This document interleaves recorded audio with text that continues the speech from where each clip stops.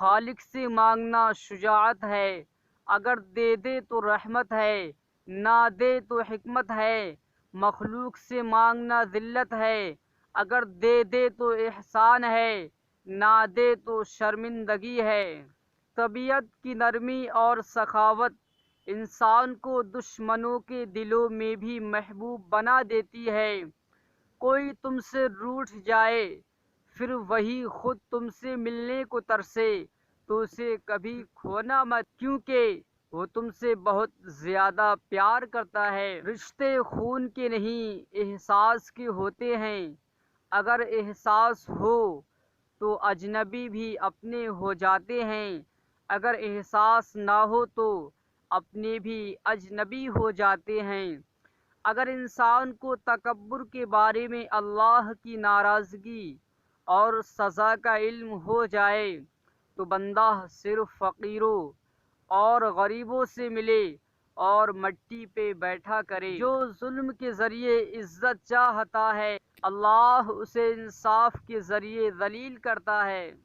زندگی کی اصل خوبصورتی یہ نہیں کہ آپ کتنے خوش ہیں، بلکہ زندگی کی اصل خوبصورتی تو یہ ہے کہ دوسرے آپ سے کتنے خوش ہیں۔ جو ذرا سی بات پر دوست نہ رہے وہ دوست تھا ہی نہیں۔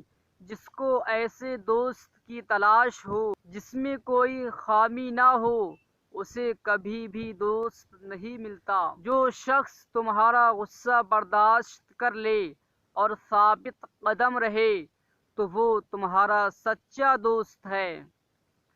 ایسا بہت کم ہوتا ہے کہ جلد باز انسان نقصان نہ اٹھائے، اور ایسا ہو ہی نہیں سکتا کہ صبر کرنے والا ناکام ہو۔ اچھے لوگوں کا تمہاری زندگی میں آنا تمہاری قسمت ہوتی ہے، اور انہیں سنبھال کر رکھنا تمہارا ہنر۔ محبت سب سے کرو لیکن اس سے اور بھی زیادہ کرو جس کے دل میں تمہارے لیے تم سے بھی زیادہ محبت ہے۔